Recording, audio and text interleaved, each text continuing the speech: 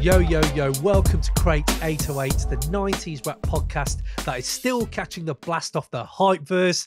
And today we bring you our summary of 2020, including our top 5 albums of the year, as well as a host of other categories. And to go through this ridiculous year of rap, I have with me the Nuki rap nerd, James Midwinter, and Raymond Ridge from Perth, Australia in the house. How are we doing, boys? Doing pretty good, mate. Yeah, cheers. Looking forward to this. Yes, this will be good. I'm looking forward to the arguments. I'm looking forward to the banter. 2020, it's been a year. Before we start anything though, there is a person I would like to introduce you to that I got through the mail, and it was a surprise, and I still don't know what to say about it. Here he is. Oh, there he goes. That's our mate. Who sent you That's this? Our mate. Who sent me this? Let me put him up. Hold on. That's not life size, is it? Honestly, I think it may be life size. Oh, it looks very ominous, doesn't it? You should always have that. I've got to animate that in post. I've got to animate. Just have him like waving or just coughing. Just like, well, huh? What's happening? Right, let's just put him there. He's all good. Waving the 4-4. There he goes. There's Biggie. You need to wait until Artie goes to the bathroom on a dark night after watching a horror film, and then just leave it just like about a foot from the bathroom door. So she opens it, comes out to Biggie. Yeah, I love it. It's great. Raymond and Praz Gang, big up. You two guys, big up. Thank you for that little present for Christmas. Just adjusting the background for the pod. There's going to be more and more additions, and slowly over the years, let's just have just the woo, just the whole crew in there. Yeah, I would love to have the whole woo just here. But yeah, so fair play. Biggie's going to be joining the conversation, guys. We'll just go to him now and again and see what he thinks to each album. But before we start, lads, least hip hop things you've done in the last 24 hours. Raymond Ridge, what have you got for me, mate? It's not a great one, to be honest, but it's kind of, it occurs to me now that it's kind of most hip hop and also least hip hop at the same time. Mm-hmm. Just I've recently started. I just got this. I realised this chair swivels, so that's what I'm doing for the rest of the pod. By the way, just to be aware, I do that as well when I'm happy. Yeah. When I'm laughing on the pod, I do that. Sees that Ray's happy. Come on, happy Ray. What have you got? Yeah, Ray's happy because he started flossing. Flossing. Yeah. Do you mean in the hip hop way? Because that's really hip hop. If that's what you're talking really about. hip hop, exactly. But no, I mean it in the least hip hop way. There's something like, it's one of those adult things where you're like, flossing's just, it's too fucking hard, isn't it? Come on, just to get between. But then once you get the technique right, which this is really not interesting chat for anyone listening, but it's like quite a satisfying thing. So my teeth are really, really clean. And I could say I started flossing for the pod because we started on the video. There you go. How'd you like that? There you go. And people are paying attention now, Ray. People are paying attention. Yeah. I think you're flossing right now, mate, because behind you there's an electric guitar just carefully placed. Oh, how did that get there? What do you want from me? I can't just leave my washing in the background, can I? You got to fucking put some effort in, you know. That is your apartment is basically specifically designed so that women could come in and think you're deep, isn't it? Right? There's a guitar there. There's a cloudy backdrop in your bedroom, cloudy mountainous backdrop. Jordan Peterson reading list over here. Sam Harris, all of it. It's all there. Oh, yeah. The panties are getting drier by the second. Yeah. I just want to ask, Ray, can you play that? I can only play Hotel California badly. What? You can play. Imagine he picks it up and gets that solo, just nails that solo. Yeah. Oh, pretty good. Then. I can only do that. I can only play Freebird. I can only do Freebird, lads, on my own. What? Can't do it when anyone's watching either. So there you go. You just have to take my word for it. Date number 5 with Ray. He played Hotel California again. 5th time in a row. 5th time in a row. Almost got all the way through the chorus. There you go. Almost got all the way through the chorus. Good work, Ray. Good work. My least hip hop thing.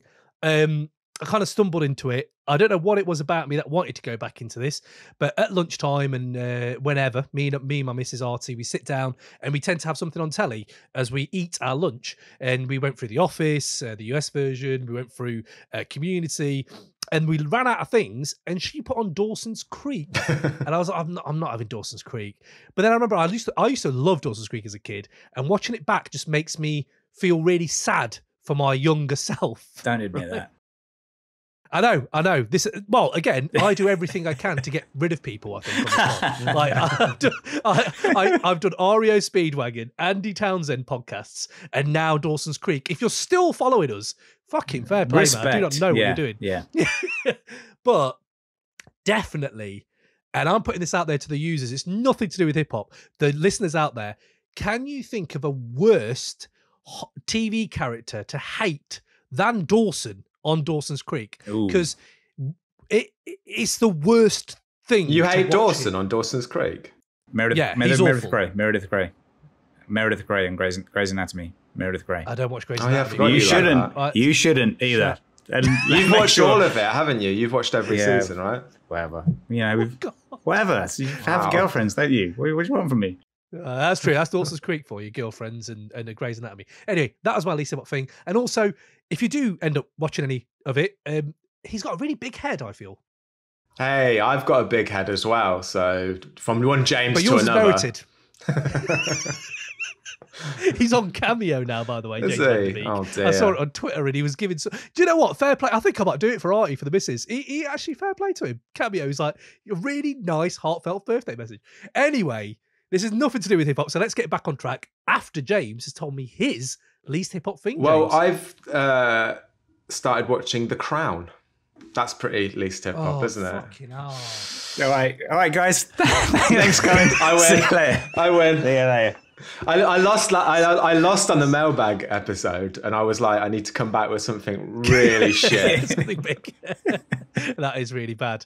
You're purposely doing least hip hop things for the pod. I love that. I'm dedicated, definitely. Yeah, I love to think of Jambo as just he's doing the most hip hop. He's always he's graffiti and he's breakdancing around his kitchen, and then he stops doing it just for this podcast.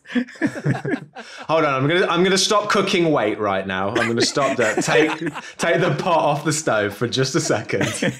Just can't help but beatbox everywhere he goes. Just constantly beatboxing in Asda. Like, chill out, mate. Stop being so hip hop. Put on The Crown. Okay, I get it, James. It's I wouldn't recommend it. Like I'm only part way in. I'm watching it with my girlfriend. I'm part way in. It's a bit shit. Like it's weird. It's like really trivial, everything that goes on, but like then they'll have this big Hans Zimmer score behind it. So it'll be like, I didn't get invited to the party, and then they go brr, brr, brr. And like it's just like Jesus. Like Chris Nolan. Yeah, it's totally ludicrous. Like it's so pathetic what's going on in it.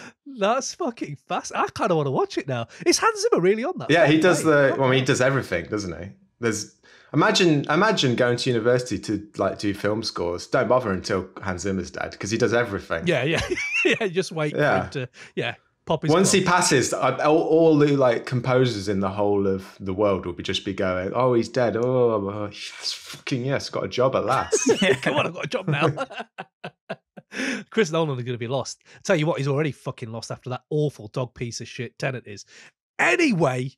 I'm actually angry. Is it that really that bad? But it's overrated. It's because there's so many good bits. It's so many good bits in it, but it's underlyingly built just on shit. And I feel like if you're gonna great set piece, but it's all based on nothingness. It all like doesn't make any sense.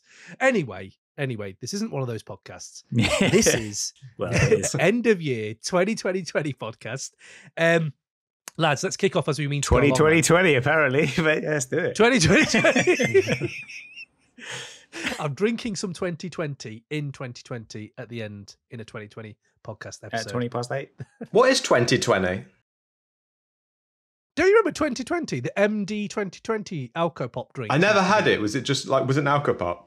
You haven't lived. It was, yes. Explains a lot. You haven't lived. It explains a lot. Yeah, that's 90s, man. That's 90s right there. People out there on the 2020 tip, we big you all up, man. So let's get it on. Top 5 albums of 2020. I think what we do is go from 5 to 1. We'll take in turns. Oh, they're in order. Yeah. All right. Mine are in order. It's good. Let's do it. Yeah, loose order. They'll probably change, won't they? But let's go with number 5s to begin with. And I'm going to go to you first, Ray. What's your 5th favourite record of the year? I would say my 5th favourite is Rudebwoy by CJ Fly. It was on the mid-year one, and it's just one of those albums I've kept going back to. It's the one that's got the kind of Far Side vibe about it, albeit there's not a whole crew of them that have banter. It's just one guy. But in terms of musically, it's good. It's an upbeat, happy album. I couldn't get into that album. Couldn't get into it. Yeah, but you're not upbeat, happy. So there you go. I'll be honest. This is a fair point. If you become happy, you'll like it. I think it's decent. It's fine. I didn't really revisit it too much, apart from a few tracks. The one with Joey Badass was good. I think he did one with Conway, which was pretty decent as well.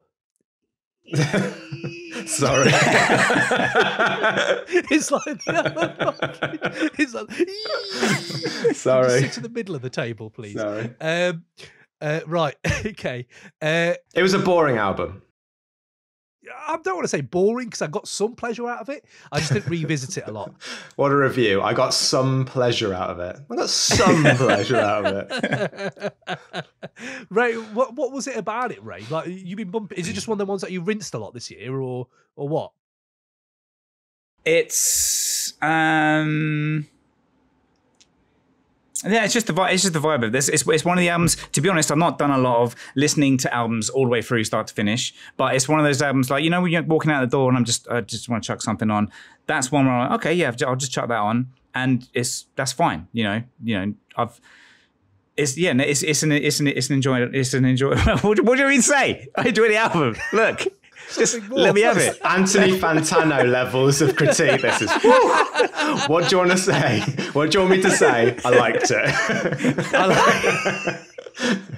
People, why are you tuning in? I love this. No. Okay, I get it. If it's just enjoyable, one of those, it's indicative of the fact that this year there's not been another album that's engrossed you more than this. Whoa. That's not the first one. We're going with the last. Oh yeah, we are. Sorry, yeah. No. What we're saying is, there's only 4 other albums that have been more engrossing than this. That's interesting because I feel there's been so much engrossing music. Okay, cool. Black Thought. That's cool. That's cool when you say that. Oh, no. The Black Thought album, that's not in my top 5. And but some of it is, because I don't know. I find that a whole like. Yeah, Black Thought stuff is top 5, but a whole album of him is just like, oh right, man, right. Yeah, you really got to pay attention, kind of thing. Yeah, so, I've got issues with that kind of thing on this list, and I also think the hard thing about this is like judging an album of the year while you're still in the year. Like, for instance, like, you might next year listen to your number 3 album way more than your number 1 album. That's happened to me since last year. Absolutely. This is the disclaimer we're putting in. End of the day, this is this year. Next year might change. Year after it might change. This is how we're feeling right now, and it has been a hectic year. Jambo, before I go to you, one bit of housework I forgot to do. People out there, if you enjoyed this, smash that subscribe button, please, and like, and tell everyone. Oh yeah, please. I'm going to put it in there. Hang on, let me just. I'll do it as well. There you go. So what is it with the smash the subscribe button? Why has it become smash? You said smash last time. That's the only reason we said smash. Yeah, but I said it ironically, didn't I? But now it's the thing. He said it unironically there. I'm pointing at Cam on my screen. He did it. Nuclear bomb the like button right now. Hiroshima the like button. It's just getting ridiculous. Mate. If you could just pedigree the subscribe button, no one knows what the pedigree is. Oh yeah, it's a wrestling move, isn't it? It took me a second to figure that out. But. Yeah. There we go. Anyway. So other than that housework, I understand what you're saying there, Jumbo, about this year there being other things. But what is your number 5, mate? So I went with, it was a bit of a tricky one, and like I know what these two's top fives are. So, and we've got like crossover albums. It was a toss up between Alfredo and YL Alone Time, and I've gone with YL Alone Time just because like I know that someone else has bought Alfredo. I just wanted to bring it. I just think YL's kind of, he's a little bit on that, let's release 1,000 albums rather than boil them down to one really, really good one. But Alone Times is best, for me, the best album he's released this year. He released fucking 3 albums this year and an EP, I think. Yeah. It's just ludicrous. But Alone Time is his best work this year. I absolutely give you that. Okay. I'm glad you agree with me on that one, because I did have a minute where I was like, have I picked the right YL album? I don't know. But yeah, this one's one's the most enjoyable. It does the kind of dusty, lovely sample vibe that's been going on recently. And yeah, I mean, at the end, there's one track, I think it's the second one before the end, where they do a bit of a Dipset sound. And I'm just like, why have you put this on the album? It's shit. But like, it's a nice album. He's not the most charismatic of like lyricists. He's got like, he sort of sits, you can put him on in the background and just occasionally get little bursts of his lyricism and enjoy it. And it's not too like in your face. It's like laid back, like kind of a bit of a smoky, almost Nas style delivery.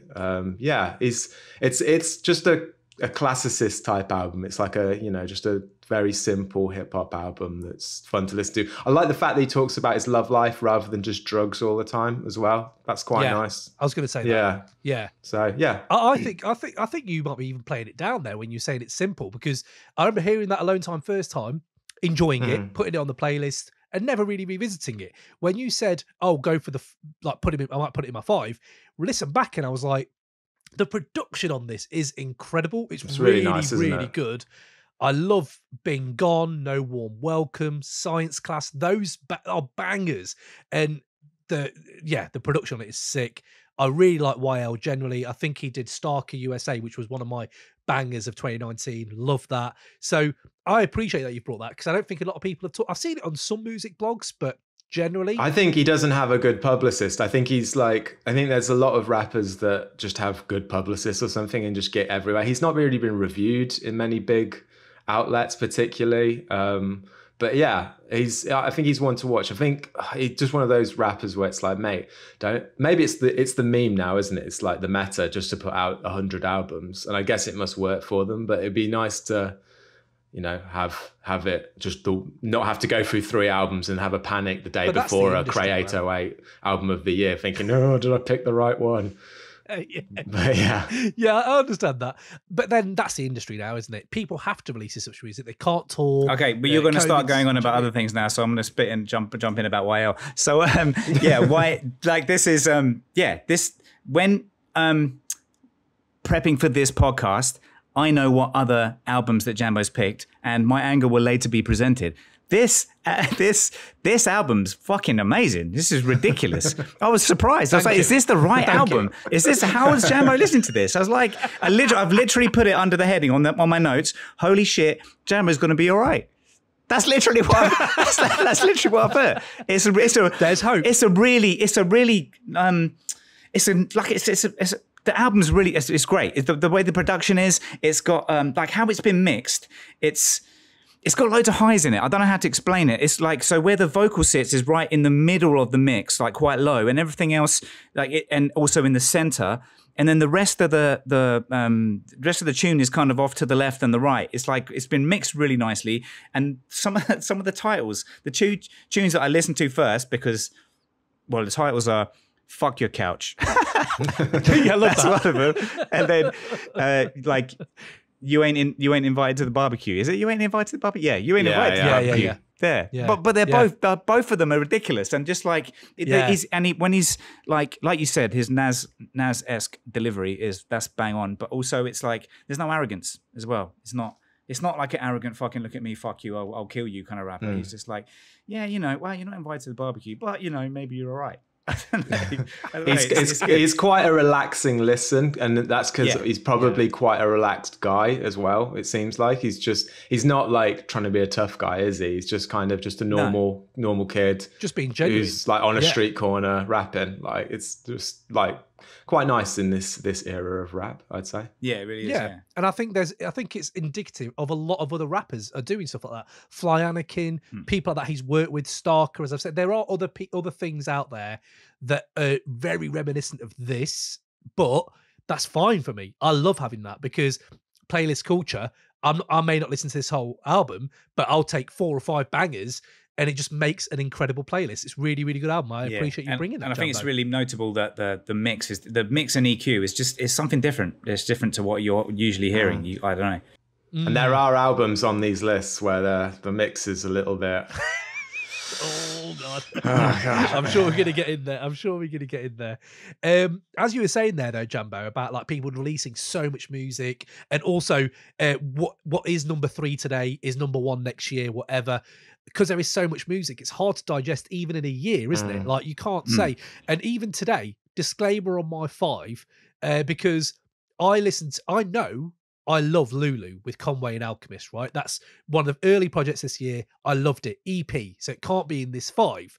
I listened to it again yesterday, and I was like, this might be my favourite project of the year. This has got everything I love. This may be my favourite project of the year, but it's not an album, so I can't put it in the top 5 albums. Well, you're the boss. You could have just changed. You've created this. EPs and albums of the year, done. Yeah. Right, I can't do it, lads. My hands are tied. I can't do it. The rules that we made up. Oh God. But it also makes me allowed to bring 6 then, doesn't it? You have to think of it that way. We know that if you could, you'd bring 2 for every place in the top 5 if you could. Oh, 100%. Oh, I've got 30 tracks of the year. It's a joke. Fucking up. But last hour of the podcast, turn it off, guys, because it's just Cam saying tracks. Saying tracks. But no, that I really Lulu was one of them ones where it was indicative of that, what I just said, which is like there's so much music now. I've not heard that since probably summer, and now I've put it back on. I'm like, fucking hell, this is incredible, and this could happen again next year with other projects that have come out like YL. So on that tip, number 5 for me, it was in my mid-year, Descendants of Cain by Carr. That for me is, again, his run is now just getting to a point where it's just silly. Every time he drops something, it's I don't really know what more I can say about Carl. We talked about him in the mid-year episode. Go check that. He's everyone lauds him. Critics laud him. Underground lauds him. Well, not everyone. No, but what I'm saying is everyone in my sphere maybe lauds him. You're not in Cam's sphere. That's what he's saying. Yeah, not in. You're not even in his orbit, mate. But me and you never talk about Carr. Yeah, there's a reason for that. We never. Carr is my number 4, by the way. So I don't need to do a number 4. Okay. But this is one that I haven't listened to as much since the mid-year. I've listened to it, but it's quite a hard listen. And if you're going through those hard times, listening to Carr it's a little bit hard work. Yeah. So I feel like let me just say, obviously I don't think it's shit. I just don't enjoy it because it's like you say, it's a hard listen. It's isn't it? It's not like an enjoyable update, up to beat. He gets a bit much after 10 tracks sometimes, Carr does. He's not his most accessible, but I think this album more than any I've played front to back. No, that's interesting. Because it's so cohesive.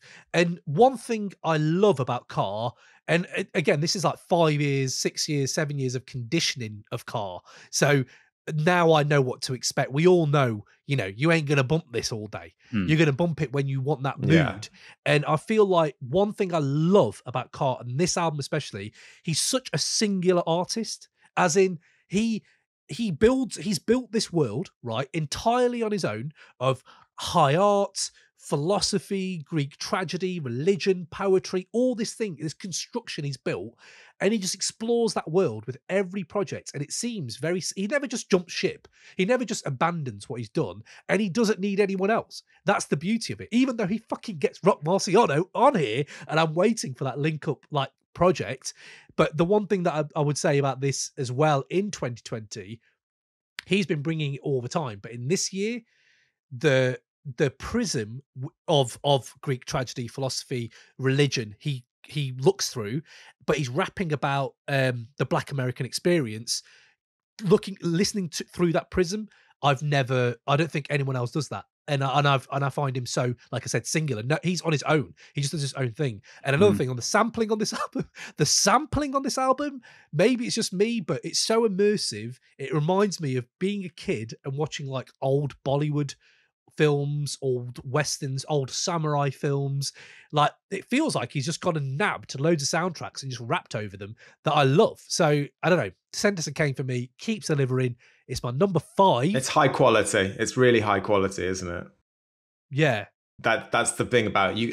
It's a bit like I'm not going to put it on the same level, but I remember listening to Pimp a Butterfly for the first time, and I was like, "This is really good." Jesus I just can't Christ. get into it. I need more beer. Ray hates Kendrick Lamar. If anyone wanted to know why he was, Yeah, I'm not alone. That's all that needs to be said. You know, I'm not alone. I'm not alone. Go on. So, finish your point there, Jabba. You were saying it's very high quality. No, I'm just thinking about the people that he's not alone with. Guys, shh, jump out later. It's fine. Shh. They're all in the room next to the forest. We're going to go burn down some libs' houses after this. I can't remember. It's just high quality. It takes a lot. It takes a lot. It's not like an instant snappy, like gonna start banging it like every day straight away album. It's one that's gonna seep in, and it's like, yeah, it's good. It's like, yeah, it's one you've got to really work at to enjoy. It's really just what I want from music. No, yeah, you can enjoy it. Really concentrate. Really do your homework. Sit down with a notepad and write notes. That. Yeah. No, you fucking I love that. Yeah, I do. I love dissecting stuff like that. That's why I love, well, one of our other albums of the year that we're going to talk about has the same aspect where you can sit there, and again, another album where Old Justice on there is one of the best sad songs I've ever heard. Like, I had just missed that the first few times and then listened to it. Old Justice is incredible. And then you've got Sins of the Father, Patron Saints, all these every now and then. These, even though it takes time to seep in, I've listened to this album quite a lot this year. I feel like it has seeped in for me, and I love those tracks singularly as well. But Raymond, other than it's shit, did you have... No, look, I don't think it's shit. I'm just not...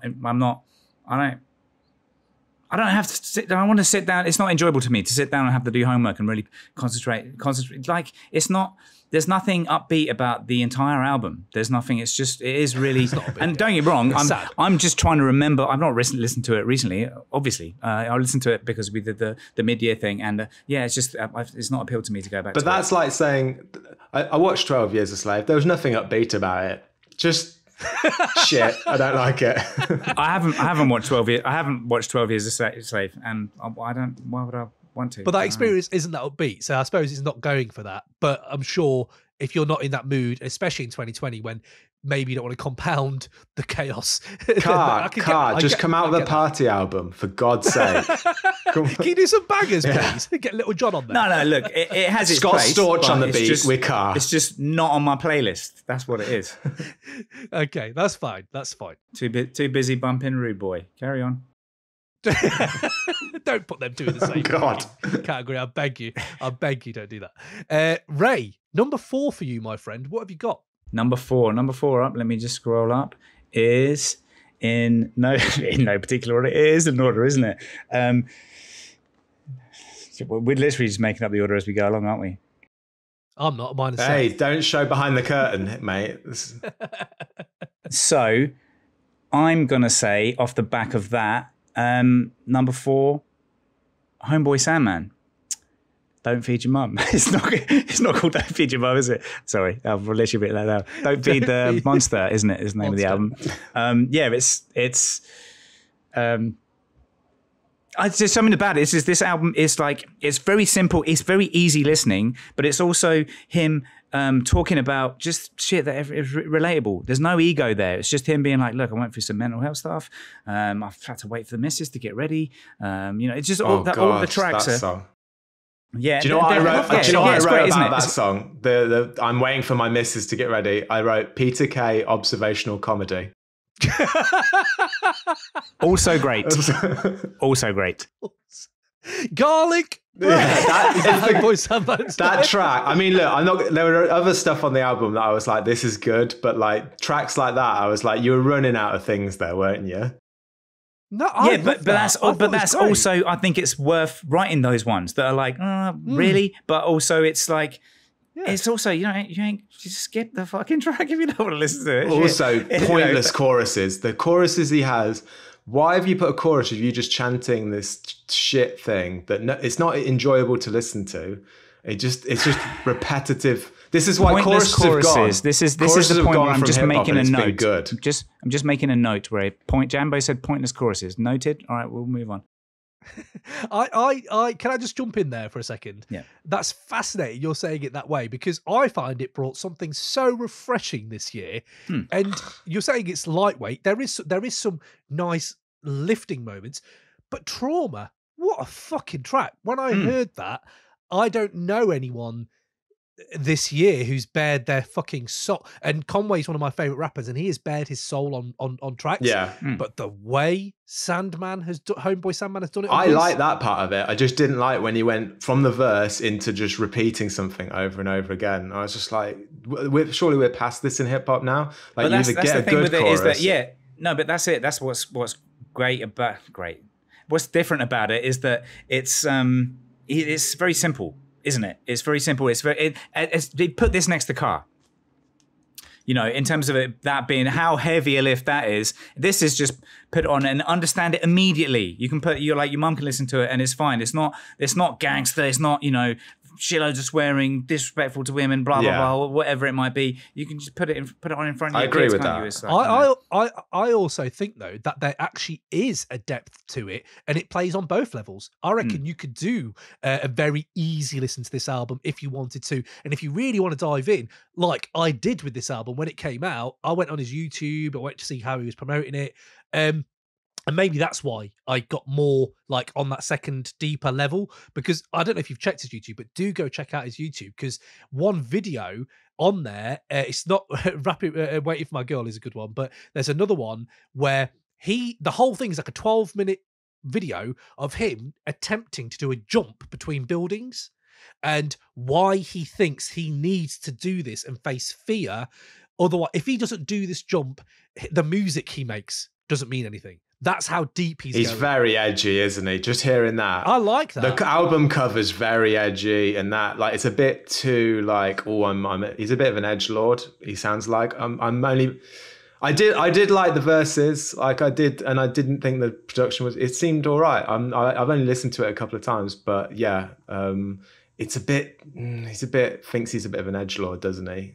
Like that with that kind of stuff. I don't know. But then Homeboy's, he's always been that way, but I don't know. I thought there's a deep level to him, and I really enjoyed that album. I appreciated him talking about his mental health and stuff like that. I thought that was really cool. And like, he can obviously rap his ass off. Like, he's a really good rapper. 100%. And yeah, exactly. And it's also like it's just a refreshing change from a year of Griselda, 1,000 Griselda albums. Like, all right, cool. It's just, on that kind of background. But yeah, his choruses were on par with like the worst of Rough Riders in terms of shanty shit. Drag-on. Yeah. Drag-on. Like, I'd prefer to hear a drag-on chorus than his choruses. Jesus, what is Drag-on doing there? He told you not to forget the name. He told you not to forget the name. Yeah, that's it. James, number 4 for you. It was Car, so I'm done. Okay. My 4's done. Okay, my number 4 then is Manger on McNichols. That has ousted, out of my 5, little spoiler, Price of Tea in China was one of my favourite. You like this better than Price of Tea in China? Yeah.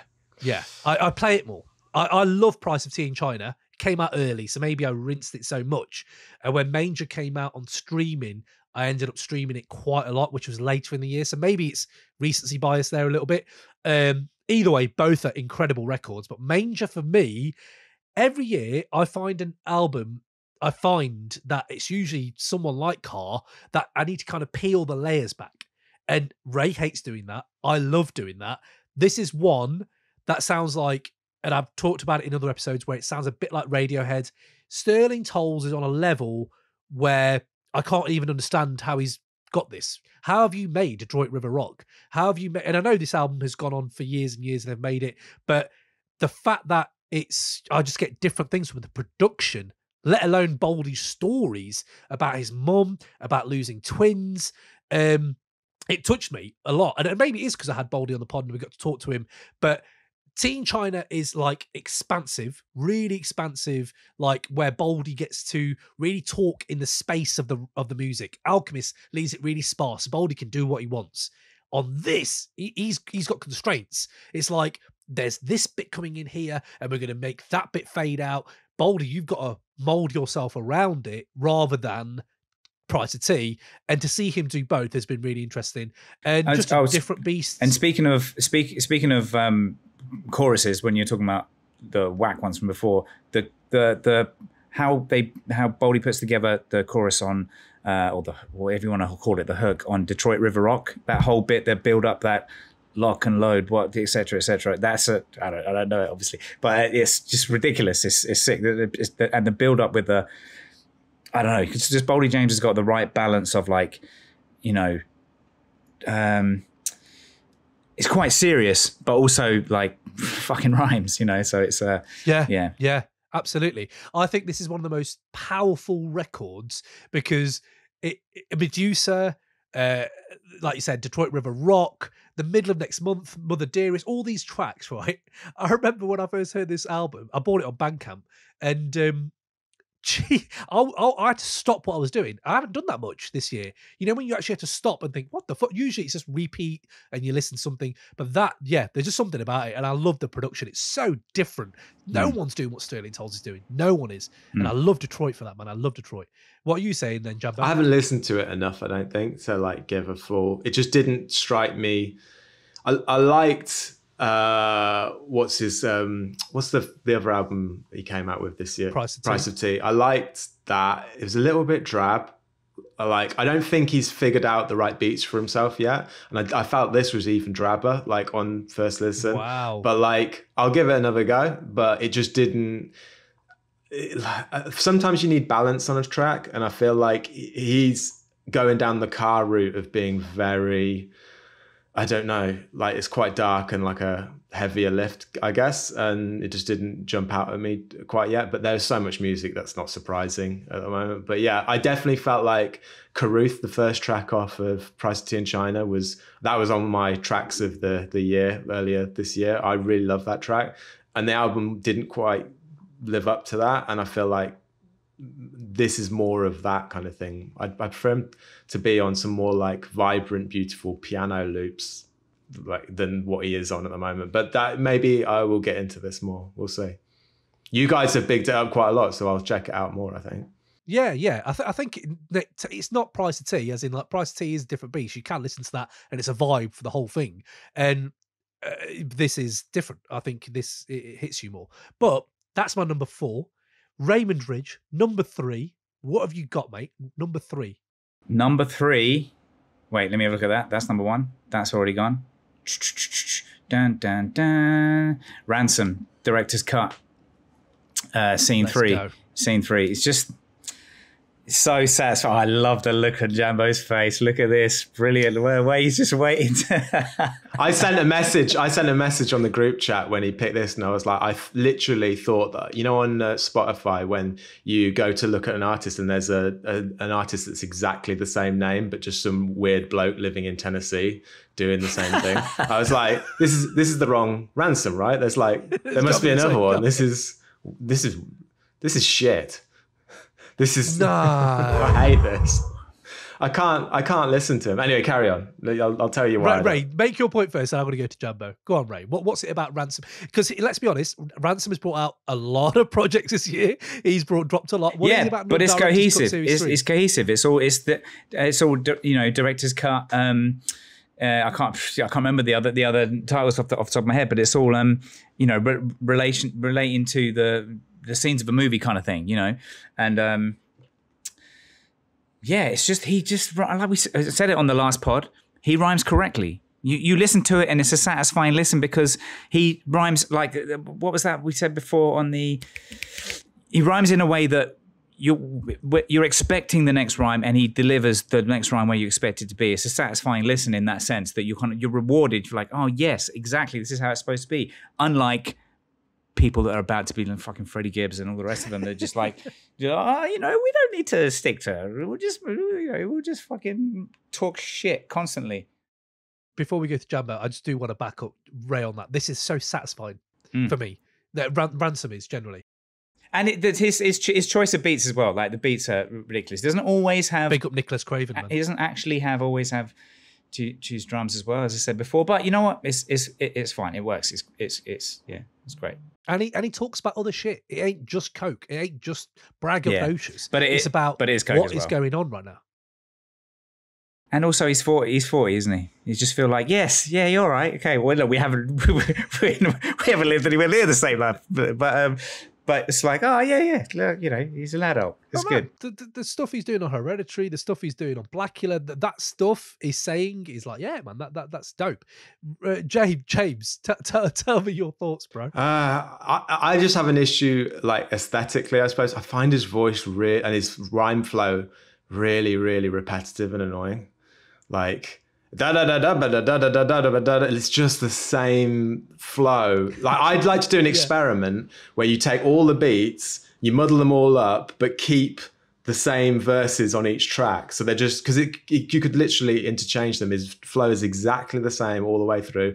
There's no musicality in his flow. Like he's not listening to the beat. It sounds like he's just rapped to a 120 beat or something like that, and then he's just sent it off to some producer and they've sent the beat back and he just put it underneath, done, good to go. And that's probably how he's doing it. That's probably how he's making so many albums. But still, it makes it about the lyrics. It makes it about the content. It's about the actual rhymes, the actual clear stuff that he's actually saying, and you can listen to and understand. He has no personality in his voice. He has no. I can't. There's like literally his delivery is the same every time. It sounds like he's a bit nervous and he's just trying to get through the rap as fast as possible while staying on beat. It was really, really irritating to listen to.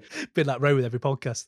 Just let's get through this. Yeah, exactly. He's just trying to get through. Just got to get those numbers, those Spotify numbers. It's like, I mean, if Biggie's not too happy about it. If we're going to bring out rappers who didn't make it in the late 2000s and just give them a career, can we just bring Saigon back? He's way better than this bloke. Like, this bloke's rubbish. I can't understand how you guys like it so much. No, Saigon has more personality in his little finger than this bloke's got in his whole body. He is... Whoa! I'm not sure about that. Have you heard his other projects with Shane Noir, 38 Spesh? Have you heard him on other projects, or is this the only project? Based off of this, I never want to hear him again. Also, can I just say, I tend to judge a album by its cover. What is the cover on this? This is bad album artwork. I will give you that. It's so bad. It's other album artwork. It's so bad. But it's horror, mate. You've got the Hellraiser Q. But there's not a horror theme to the album, is there? Yeah, there is. Misery, I Am Legend, From Dusk Till Dawn. No, he's named the tracks that, but the theme of is he talking? Oh, the actual chatting. Probably not. No, it's shit. He's just nailed stuff on. He's gone like, what can the theme be for this? We'll have me with a Freddie claw on the front, and we'll call the tracks horror movies. Just go on, put that out. It's fine, right? It's shoddy shit work. I didn't like it. Wow. Disagree completely. So, and also he's smashed it on this album, and then I don't know if we're going to change the rules and bring in the EPs, but then there's director's cut scene 2. There's some ridiculous tracks on that as well. I'd like to have seen the studio's cut of this, not the director's cut. There will be blood. So the director's cut is an earlier EP, and then the deleted scenes that recently came out. All of it. He's just smashed it with all of it. The whole project and all the related projects are all worth a listen on their own. They're all, yeah. No, you just listen to one. You've heard them all, from what I can tell, because all the tracks on this are the same. Incorrect. Oh, this is classic. This is brilliant. Where were we? So we've had number. Where were we? I've got to do my number 3. 3. Okay. James, number 3 for you, my friend. What have you got? Run the Jewels 4. Oh, here we go. This was. I was thinking this is definitely going to be album of the year, and at the start of the year, it was album of the start of the year, because I banged this a lot, and like it was very timely. And we've spoken about it already. It's a great album. It's weird that like 2 of underground hip hop's like best like artists have come out with the most polished, almost pop sounding album in comparison to what else has come out this year. and like it's still fucking brilliant. Yeah, I really liked it. It just, and I think I'll listen to it more going forward. I just think I banged it too much at the start of the year, but yeah, this is a really, really good album. It's well balanced. It brings you a lot of different things, like upbeat stuff, aggression, politics, stuff like that. It's great. Yeah. It is interesting when you say that, because I've heard quite a few different people talk about this on other podcasts and like just write-ups, stuff like that, and generally Twitter and social media. And there has been a bit of kickback. There has been a few people saying like they all sound the same.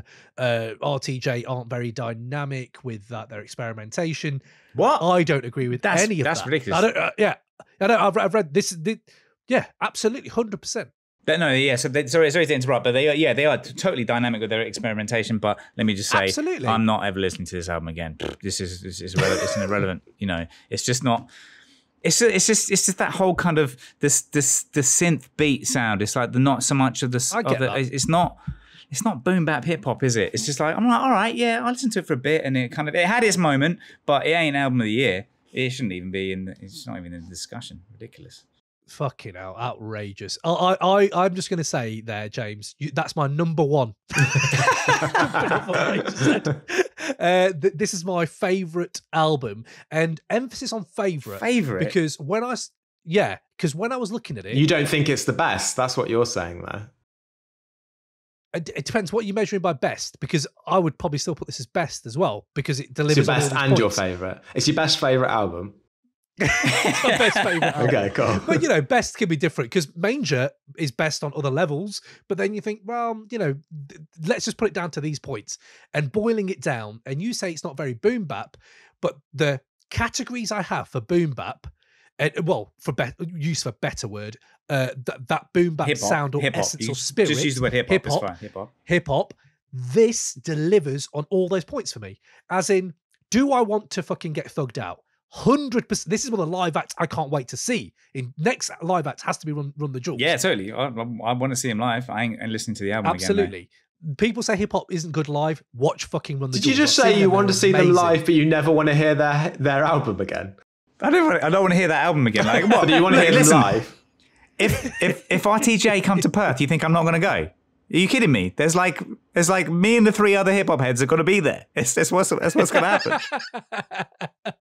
Yeah, but if 2 Unlimited came to Perth, you'd go just because there's nothing else fucking to do there.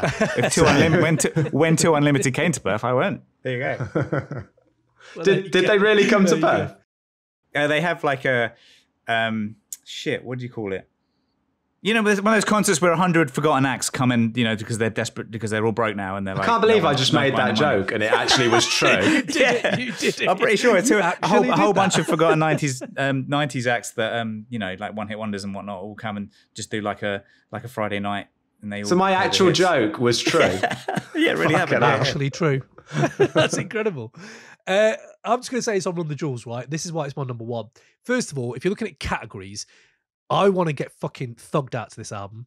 It's got a fucking message that just gets me angry and emotional still to this day. It has the essence of Rage, Public Enemy, Bomb Squad, that energy of busy, dense Bomb Squad, music. I didn't think about that. Yeah, you're right. That does. Why does no one want to be happy? 100%. Why does no one want to be happy anymore? But this is the thing. Listen to Ooh La La. How the fuck does that not make you happy? That doesn't make me happy. That's probably that's one of my most, actually, Spotify did a Wrapped. My Spotify Wrapped was Mick Jenkins' Different Scales was part number 1 and Ooh La La was number 2.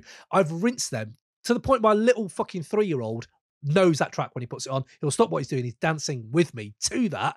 Also, another thing, we're going to talk about MVPs of the year.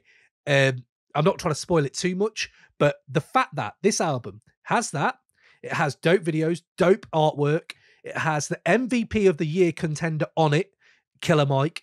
It has 2 of the best verses of 2020, Killer Mike on Goonies vs. E.T. and Killer Mike on Ooh La La. It has all those things. And I've rinsed it. What more could possibly be ticking all those categories? My number 2, 3, 4, 5 don't do all those things. That's why it's my number 1, because it just delivers and it's still rinsed and I love it. And I think there's nuance to it. I think there's a spectrum of sounds, like Pull the Pin. That's completely different to the one with 2 Chainz on it. So I'm with you, But James. That's gone. there are no boom bap beats. But then there isn't boom bap beats on other stuff I've got. So I'm not that. Ray's. I just realised Ray's one thing denotes to crystallizes to just that. Well, it has to. You've got to be a fundamentalist at some stage, haven't you, about your hip hop? And it's a ludicrous way to listen to hip hop. That is. but yes, go on. It's where fuck. I was going to say it's such a. But that's what it's just. That's the joy. That's the joy of listening. That's what I enjoy listening. That's the happiness of it. Do you know what I think is what it comes down to? Because this is something that's going to come up over and over with the albums that are coming as well. Is that it's literally 30. I looked at the temperature. It's 31 degrees now. It was 39 degrees yesterday, and summer's barely started. The sky's blue. I went to the beach yesterday, and I'm not saying it to rub it in your face because it's raining in the UK. A little bit. But the thing is, I just think, you're just, maybe that's part of what it is. Just listening to upbeat, happy outdoors, summertime music. Maybe if we did this in the mid-year thing, did you guys bring more upbeat?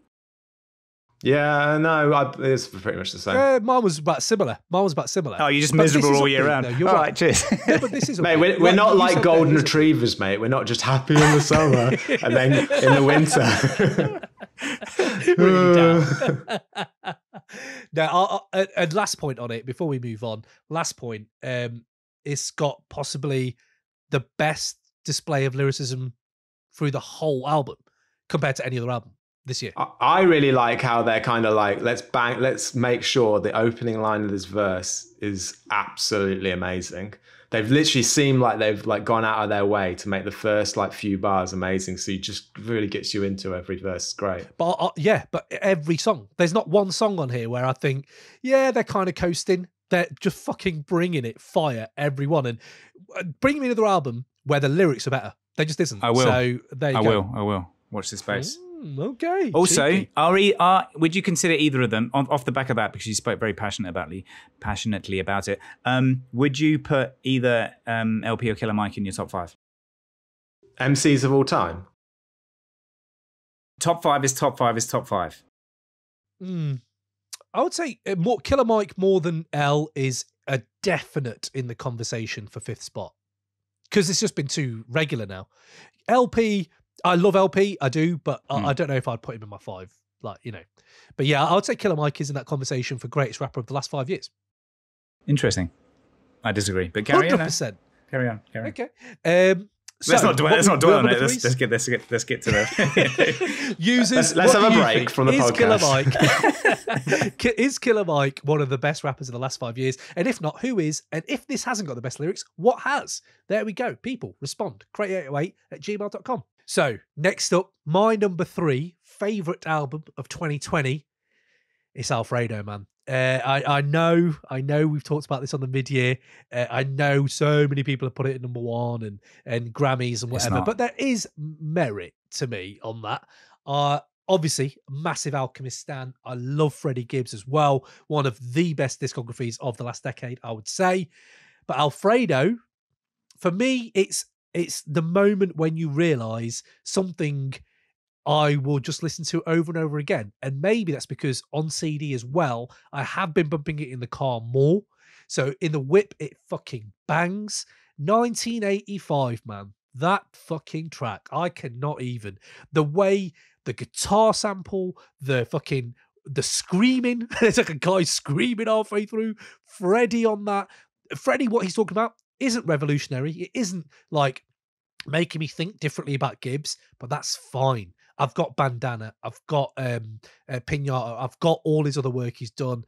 Alfredo, for me, is one of those mixes of truly soulful music with possibly the most alpha male rapper, like muscular bars. That's what I'm talking about. He just he knows he is like, this is the way I look at it. You know, when you live in a time when you realise you should cherish this time, when you realise someone is rhyming and they're just a master. They're just masterful at making music. Alchemist is that for production, and Freddie is that. And I think technically he's still doing things that are difficult to do. I think he's dominating things on that end of things.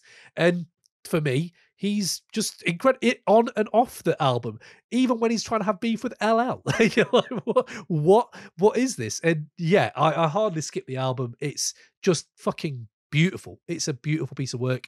And 500 ounces, I still would watch a Kestrel hunt to 500 ounces, as I said in mid-year. I remember that. Honestly, this is people who missed it. I was watching a Kestrel hunt, 500 ounces on the headphones. I was like, this is the perfect music to watch this. You are a stereotypical northerner with that type of behaviour. And my flat cap on, my Ferris. Yeah. And my Bovril. Nothing like having a pint of bitter as I sit here and listen to Freddie Gibbs talking about crack. Honestly, beautifully done, though. Beautifully done. Is it? James, Alfredo. I know what you're going to say, Ray, so fuck that. I'm going to say Ray's been singing, I want to say something. Good for you, Cam. Yeah, it didn't make my top 5 because obviously you had it. It was very close. I think I got ripped for saying half the album the first half of the album I wasn't as into last time, and it is a short album. But yeah, I'm still not, the menacing stuff I'm not as into. I think I'm just getting old. I mean, I'm literally sat here with a Springer Spaniel on my lap. I'm soft, B. I'm soft. And like, I've kind of gone off of the super menacing stuff, but like the beautiful beats that come in a bit later, like on the one with Tyler, Something to Rap About and stuff like that. Like, and then, there's loads of good tracks on here. It's just that there's a few too many like merciless, nasty, Mobb Deep-y type. And like, Mobb Deep has its place. And it's good. All of this is good quality. It's a good album. Like, it's just not as for me as much particularly. So yeah. But yeah, I did really enjoy it. Just didn't quite make my top 5 because of that. What are you saying, Ray? Could the Grammys be wrong, Ray? Could the Grammys be wrong? Don't get me started on Grammys. So the thing with it, so if I'm listening to albums, which I am, if it's good, I listen to it again. So your references you're making, then I'm like, well, this is not. The Freddie, every now and again, he says like, oh shit, did he say Hotline? Oh wait, hang on a sec, let me say, oh yeah, that's what my experience of Freddie Gibbs is, because it's all drivel, and every now and again it's like, oh, that was funny, and that's it. And it's a forgettable funny thing, and then everyone's going on about how great he is, and he's fucking Grammy nominated. I don't care about any of that shit.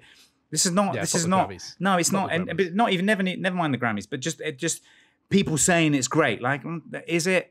What is it? You just said a minute ago, and I don't mean this, I'm not fucking laying down a challenge, but you were just saying about he's got some, what is it, muscly bars? I can't remember what you said. Something about bars. It got really sexual for a minute. It always does with Freddie. It always does with me and Freddie. It does. Exactly. I think if anyone's been listening to the pod, they kind of know I fancy Freddie Gibbs. Right. And let's be honest, right? I mean, he's a delicious man, isn't he? Really. Tell me something. I don't know any of his hot bars. Tell me some hot bars.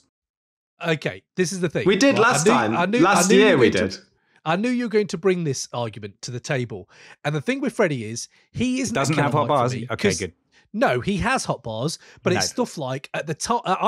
They don't stick in my head. I'll give you that. They don't. But that for me isn't a credential that's needed when you listen to it at the time. You're like, oh fuck, I get that shit. And I'll be honest, if I'm talking about any bars this year, it has been mainly Killer Mike and LP. They're the ones I've really, really like dove into and wanted to kind of get down.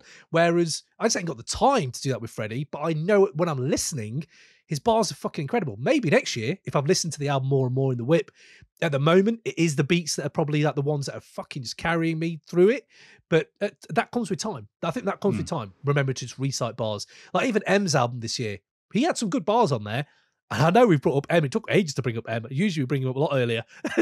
But I can't really recite you any M bars from the beginning of Jan. So this is what I'm saying. I don't think that Freddie... was a real politician answer. I'm a little bit disgusted by it, to be honest. It was, wasn't it? It was a little bit, yeah. Round in circles, son. Round in circles. I'm politicking. That's what I do. Unbelievable. But yeah, Alfredo. Okay, it was a bit like an Asian David Cameron there. It was a bit talking around the issue. Hey, if anything, anything, I'm Margaret Thatcher. And by the way, one of the hardest rap lines, and I'm sorry this album has just come out, so I didn't get to put it in my 5, but it's a fucking honourable mention. Your old Droog's new album, right? He does have a line, which is one of the best lines, which is, fuck rap nerds, I make music for Margaret Thatcher. Wow, fair play to it. What does it mean? What does it mean? I gotta say, sorry to interrupt, but the strength of that one line alone, I am intrigued about listening to the rest of the album now. So yeah. There you go. Is it all about breaking unions down and pit miners? Yeah. It's incredible. It's such a good album. I've listened to it about 2 times this week, so yeah, I can't really talk on it too much, but it's very good. Right up your street, definitely. On it. So that's my number 3. Number 2, Raymond Ridge. What's your number 2? Because I'm looking forward to seeing what this one is. Number 2 is Marlowe 2. Marlowe 2. It's just an album I've just been listening to over and over again. And again, address the sun and the rain over there. Like, it's an upbeat, it's a happy album. When he's rapping, you can hear he's fucking loving life. He's just enjoying it. Do you know what I mean? And that's what really comes through on that whole album. And just I don't know, it's just a sick hip hop album. It's just really just the beats and one of the tracks I was talking about is Future Power Sources. Future Power Sources is one of the ones that, like, it's on my own playlist, 100 tracks that you might play to know. And then hey, so it's got to be a reference. It's not actually on that, because there's 100 tracks from the 90s and this is more. There's a different. It's another 100 tracks you play to an alien. Just fuck it. But never mind that. So yeah, but it's on my own playlist, and it's one of those tracks I'm like, you know what? I'm gonna go back into the album off the back of this, and then the album is a satisfying listen as well. Whereas a lot of just to address what we were saying before, and that part of the reason why I haven't listened to a lot of. I have listened to the CJ Fly album through, but as with everyone's listening, I guess in this day and age, is you listen to an album, pick the few tracks off it that you're loving, and then you chuck it on your playlist. And so there's a couple of tracks off all of these that I've picked, but Marlowe 2 is just one of those albums you just go back to, and there's like when listening to it, like Future Power Sources is the standout track, but only slightly. Like the rest of it is it's amazing, and it's great to listen all the way through to. Can I just say Marlowe 2 this was number 5 for me, and Card just pipped it. But Marlowe 2 is fucking incredible. For an album that's this long, it's a long album. It's like, fuck, that's a big ass project. The Orange is fucking great on the production. He samples things, right? I've not ever heard. Like, I don't think I've ever really heard like these weird, like, just tribal. I don't know where he's got these samples from. I need to dig more, I suppose. But the production is amazing. Can't Have Me, Nothing, Otherworld. Oh yeah, Otherworld. Yeah. Otherworld, Sawdust Underground, Preach Honest. There's so many tracks on here that you're right. They fucking make a playlist, but also just fucking enjoyable. Just enjoyable. What more do you want, really? Like the package as well. Like the artwork's great. The song titles, like all of it is just cohesive in that sense that it's just I don't know. It ticks a lot of boxes for me. Yeah, absolutely. And I'm with you. I think Mellow Music have been bringing it for a minute. They brought out Sky Zoo. They brought a few things out this year, but I think I'm with you on Marlowe 2 as being probably the best project they've dropped, just because it's so unskippable. There are moments where you're just like banging hip hop, fucking let's go. James, what are you saying to Marlowe 2, mate? I hadn't heard this until last week when I saw you two were bringing it, and I went to listen to it, and I was like, fucking cover art's great. This is gonna be good. This is gonna be good. And then I listened to the first track and it was a bit MF Doomy, and I was like, I'm going to really enjoy this. And the beats were pretty good. The rapper on it is good. Just was too much for me.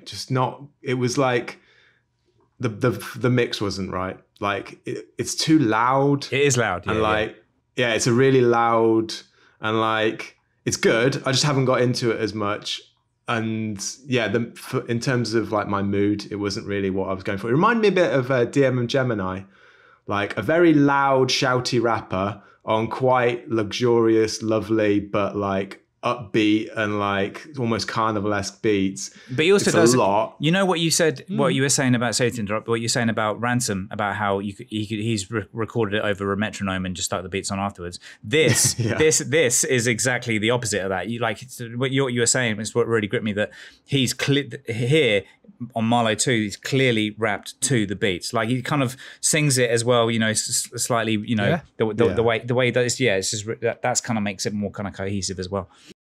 It's good. It's just not my jam at the moment. I might come back to it. It just didn't hit me straight away, but I can tell it's a quality project. Like it's, and I'd say my one thing that I'd worry about with this guy is I don't think he's necessarily my favorite type of rapper, but like, it sounds a bit same, but then everything on our list has a bit of sameness about it at the moment. It's because people are just making so much music, and instead of releasing 10 albums this year, he's just put it all into one like it seems to have happened. But like all round, I'm looking forward to listening to it more, definitely. Do you know one thing you said there about like the personality of the rapper and just not being your type? I think I found two types of rapper this year, and not found, they've been around for a while, but it's really clicked for me. Marlowe being one, where he sings, he riffs, he does, like, it's not just straight bars, he does different things, so I really enjoy that. But another one, honourable mention, he isn't my 5, but Stove God Cooks is the same. I've really liked him as well this year. He's a bit of a star, I think, in the making. I think so. I think he could be huge, as in he has he has got a charisma, he has got a confidence when he'll just go, I'm going to talk about this now and sing this hook and I'm going to do this, and you're like, with someone like Rock Marcy, Rolls Royce brake lights, I find myself singing that in my head just when I'm going about my business. Rolls Royce brake lights, I got to do it. Crosses, what a fucking track Crosses is. Again, now I'm thinking should Reasonable Drought be my 5? But either way, honourable mention. But you just talking about Marlowe there. Stove God Cooks has brought that for me this year as well, where it's just a different personality. I feel like in a year I may be an avid fan of these kind of guys. So again, Marlowe brought that, and L'Orange from last year, I started becoming a bit of a fan, and that's why I got into Marlowe too, is because of his beats from 2019, 2018. So yes, brilliant collab. I thought it was great. Fair play to you, Ray, for bringing that one. Boom. James, number 2, my friend. What have you got at number 2? No surprise. It's Pray for Paris, Westside Gunn. Here we go. Yeah, so I love that clip, by the way, you did of the Wheel of Fortune version where he was like boom, boom, boom, boom, boom, boom. The reason, I mean, the beats are gorgeous. He's like the opposite of Cannabis in that he can actually pick a fucking beat. The direct opposite of Cannabis. Yeah. He's sorry again? In more ways than one. Carry on.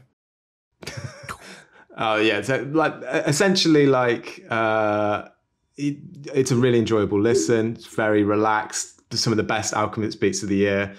100%.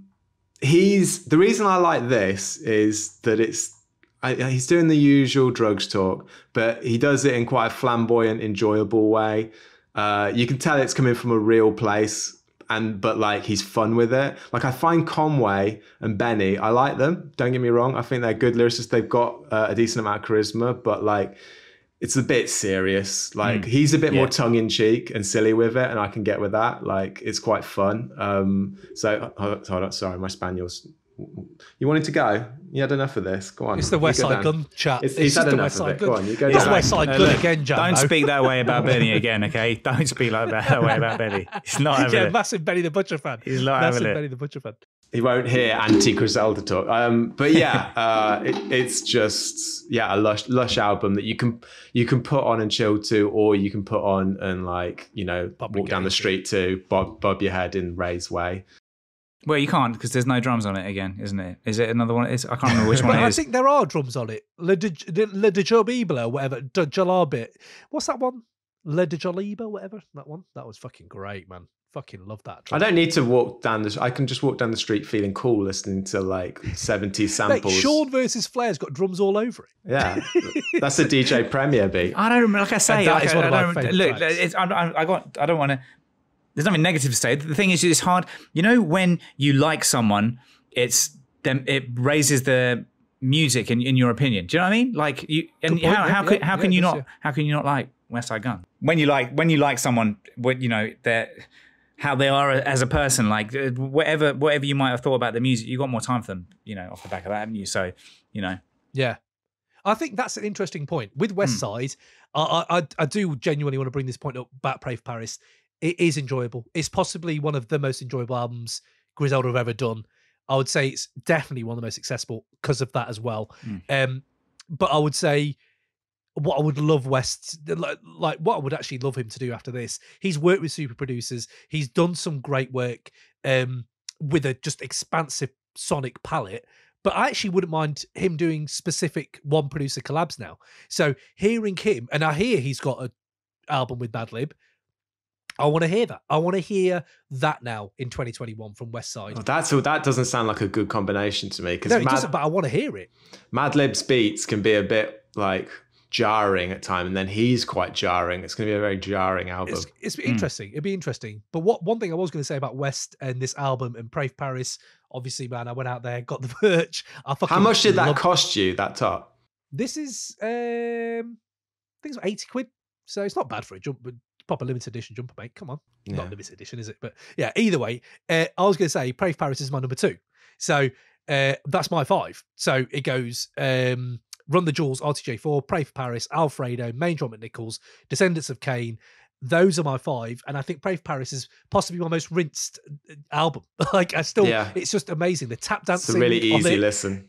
Really easy listen. Sean versus fucking Flair is one of my fucking favorite tracks. And just generally, I would say Griselda this year. We talk about them a lot. I know we do. I would not be angry at someone if they brought 5 and you had Conway, Benny, and Westside in that 5, because I think them 3 albums have been fucking brilliant this year. Burden of Proof, From a King to a God, and From Pray for Paris. I would say those 3, they've really shown as a crew they're now the people to follow. Like Freddie's all over them. He knows. Alchemist is all over them, but he has been for a minute. People are working with these guys and they're knowing they're not just underground anymore. We can do your commercial, shiny rap, but still bring our own thing. I think that's another thing Pray for Paris does really well.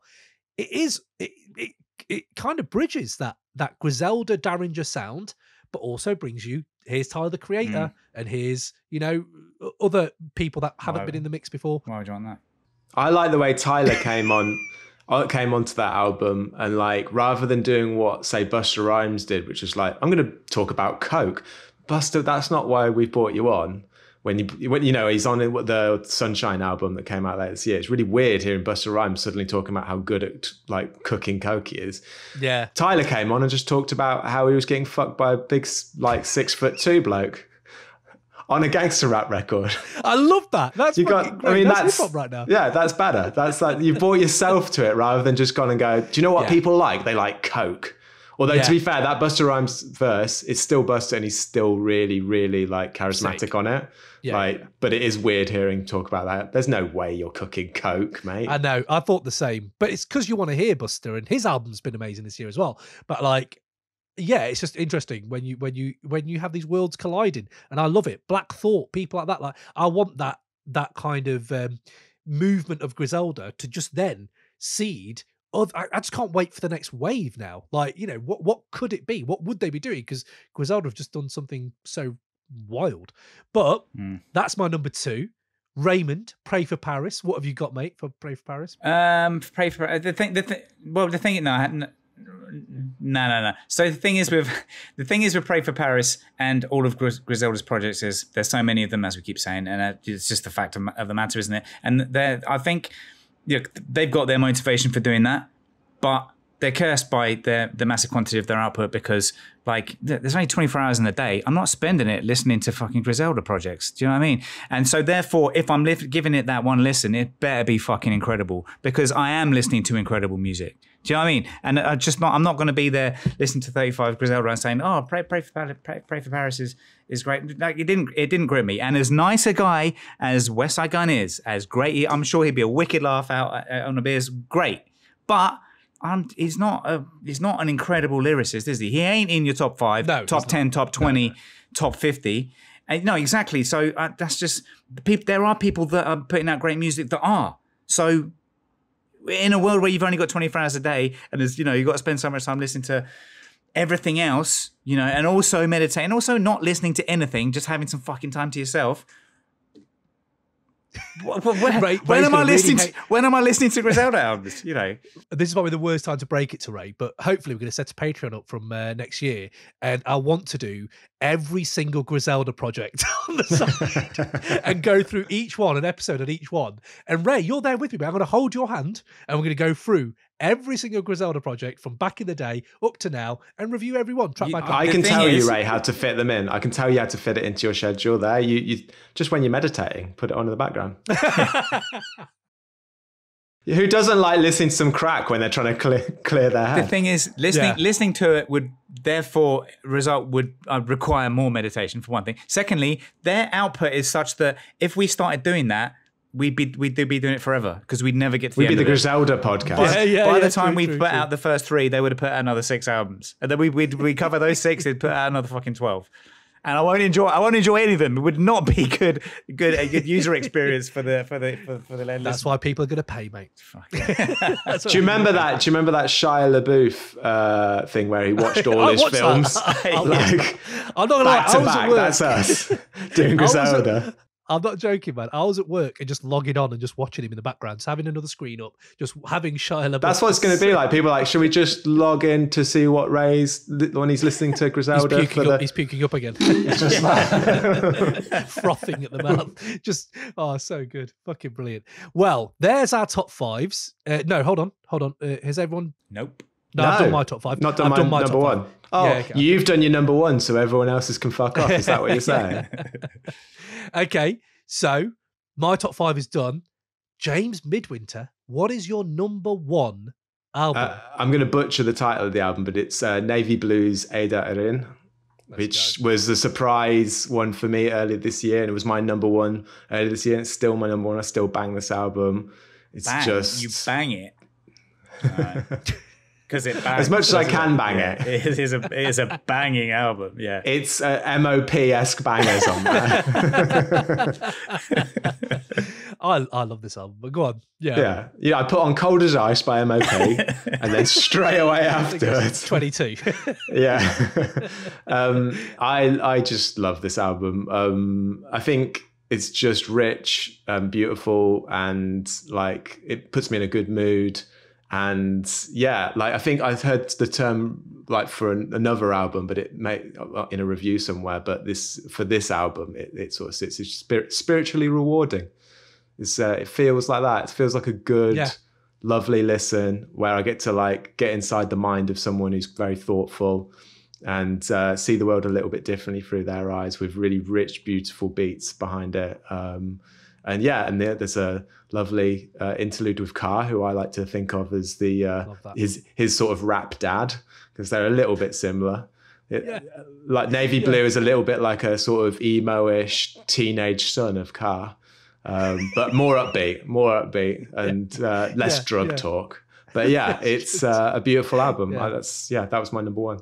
I love that from top to bottom, mate. Ada Irin. The album cover's dope. In Good Hands is just a fucking incredible it's lovely, track. isn't it? With Sage, Life's Rid, all these tracks. I do think there's a lot of light that needs to be shined on this record. I've not seen a lot of people talk about it enough, and I feel like it may well be one in 3-4 years that I am probably still bumping this one. I think he's going to be a star because he's quite young. He did all the beats himself, so it's like he's not going to be able to keep like outputting music. He's going to be able to keep doing that, and he's a little bit of a style icon as well. And he's an ex-skateboarder, so he's hitting a lot of different genres. I think he's going to be a bit more of a star, like a bit low key. But yeah, do you know what I was surprised about with his production, and less so his rhyming? His rhyming is very Earl. It is very that kind of thing. I thought his production had a lot of melody to it. There's actually quite a lot of melody in this album that I really, really enjoyed. Just getting into those grooves. Raymond Rich, Ada Irin. We talked about it in mid-year. Any thoughts on it since? Any listens to it since? No. Well, you didn't even listen to it? I've flicked through it, but it didn't really grip me. It's not, there aren't. I don't want to say the same fucking thing over and over again. Not enough drug talk, right? Yeah, no, it's not enough drug talk. There's no boom bap beats, and this lyrically, it's not like, I don't know. It didn't really grip me. It didn't really grip me. I can see why people would enjoy it. It's So it verges on YL a little bit. It has a little bit of YL. Them two projects kind of are a good double listen if you want to listen. Yeah, I'd say YL's a little bit like more basic than Navy Blue, but like, yeah, they've got a similar vibe. Yeah, a relaxed vibe. In 2020, I needed a little bit of more relaxing hip hop. I didn't need Soul. any. Yeah, exactly. Soulful, something like that. But yeah, when you. I don't know. Yeah. Yeah. No, right, okay. Well, I like your number one there, James. I don't know. I reckon in a year's time that could have been in my five. That album, it's so good. I haven't listened to it enough. Raymond Ridge. So we've had your 5-2. Oh my God! I've just realised what he's going to bring as his number one. Fucking hell. Eminem, number one for Raymond Ridge. No, it's not. Music to be murdered by. Oh. No. What is your number one? Can I guess? Can I guess what it is? Because I went for a sneaky Spotify stalk on your account, and I went and found your 2020 list, and I listened to some of the albums through that. It's King Crooked, right? Hell fucking yeah, King Crooked. It's not. It's a fucking mixtape. You can't bring. It's already been on the mid-year. It's already been on the mid-year album review. So I'm following through, true to form, doing I put my money where my mouth is in mid-year, and I follow through. And plus, this album is the one that I keep going back to. This is the one where I'm walking out the door trying to walking from A to B. That's the one that I'm happy to listen to. That's when I'm flicking through your playlist on shuffle, and then I come to any of these beats. This is King Crooked dropping sick rhymes over your favorite 90s hip-hop beats. This album is fucking Crate 808 in a fucking album. Fuck you. This is it. This is it. It's sick beats. No, literally. Listen, Listen, boy. That track. There, listen, boy. It is. Mate, it is fucking ridiculous. There's so many lines that I've written. I've highlighted some of the lines of it because King Crooked just brings just ridiculous lyrics all the time. These won't be the best ones, but these are the ones that I've highlighted. I'm just waiting for Jambo's reaction.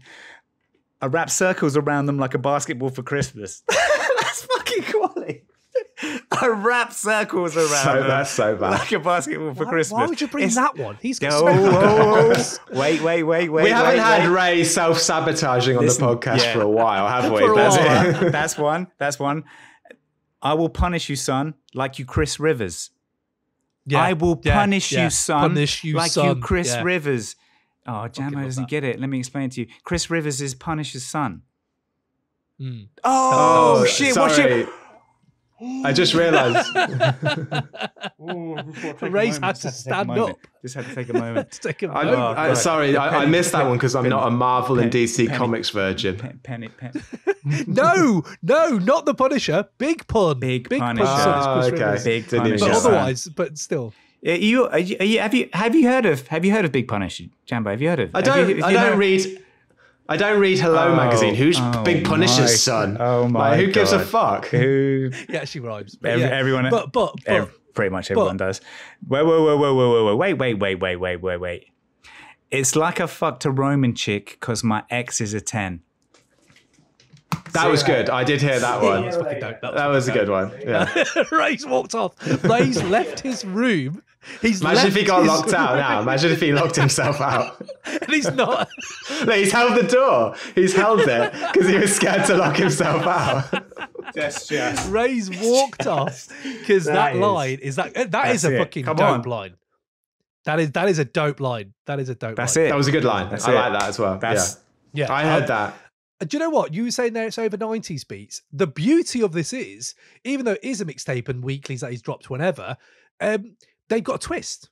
So it's not just deep cover, it's deep cover with a twist. Do you know what I mean? It's not just woo, it's woo with a twist. The beats change a little bit. They've remixed them a little bit. That's what I think helps. But also, it's King Crooked, man. He's one of the most competent, I would say, a lot of charisma in what he rhymes as well. When he talks about Big Psych, I'm here, bro. Like, I want to hear that whole tune. I think I'm Big Psych is fucking great. I love this project. I really, really. And that's it. That's just making references to people from that were all in all your favorite '90s albums. Like this is This is a no-lose scenario. Yeah, to be fair, we should have seen this coming. To be fair, this is Raymond Ridge all over, isn't it? This album. James, what are you saying? Apart from the fact that it's a mixtape, what are you saying? And a mixtape. So when I saw this on there, I was like, oh God, he's going to bring like the second least good rapper in Slaughterhouse's album.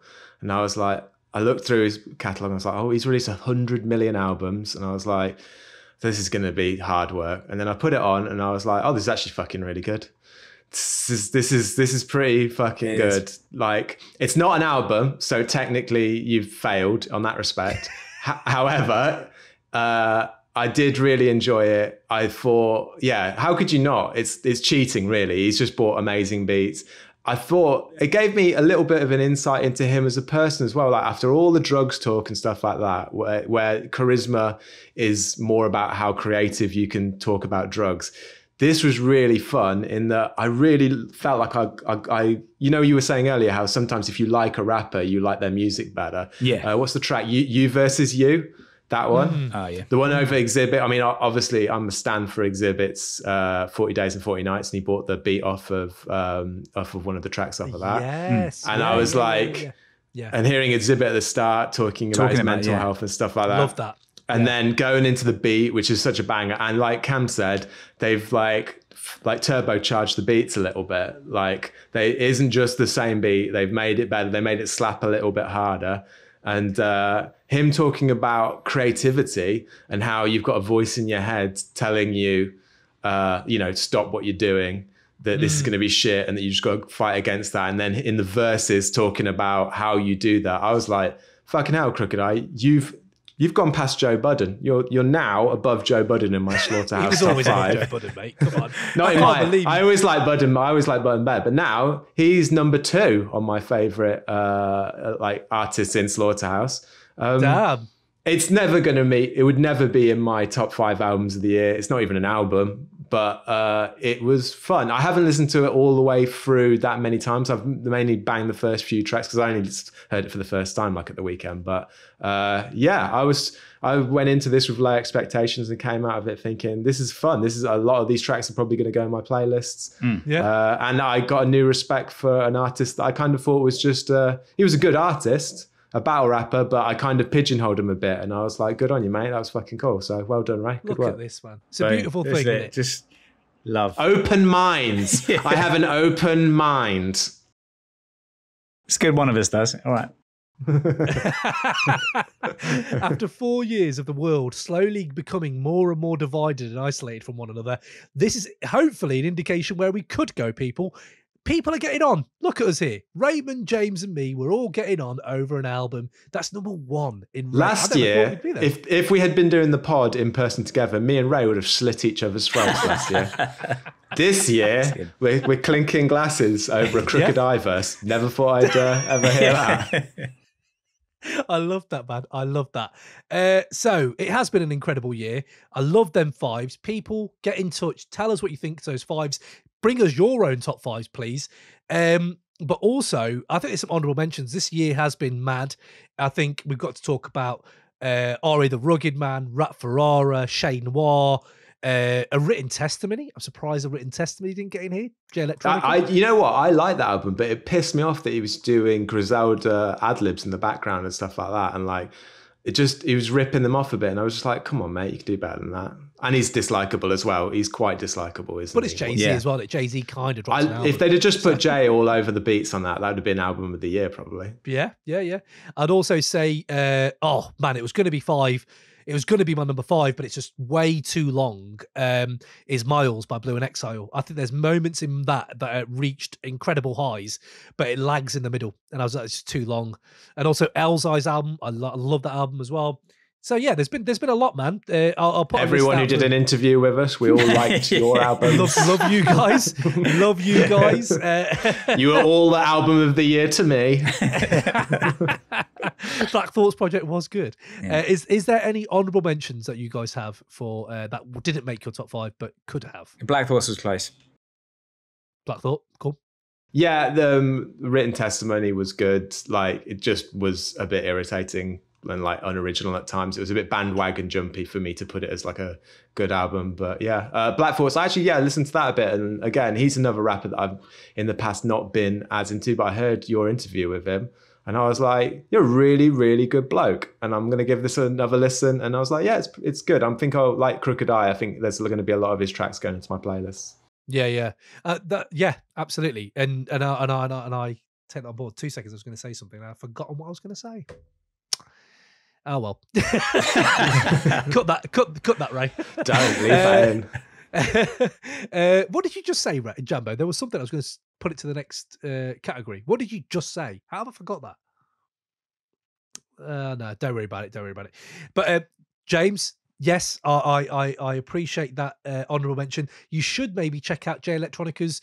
I can't exactly remember the full title to it, but you know he dropped the one that Pitchfork went mental over. I actually think you may enjoy that more. It is a very good project.